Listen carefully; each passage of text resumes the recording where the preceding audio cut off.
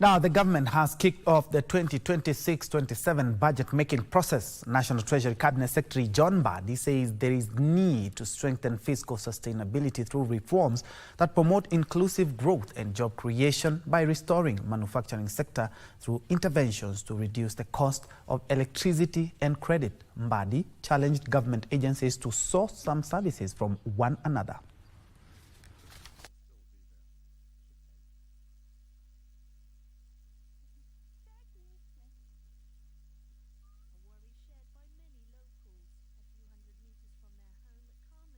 Guidance can you offer LDAs like ours to creatively secure funding for critical capital expenditures like technology upgrades, expansion that are essential to fulfilling our public mandates as a national broadcaster in the digital age? Support government institutions.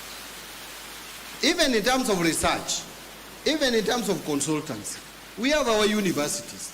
They can offer consultancy. Why do we go to these private firms? I know they are also there but please also use our university so that we can get funding to the university through own source generation of revenue. And we can support the broadcaster, our national broadcaster.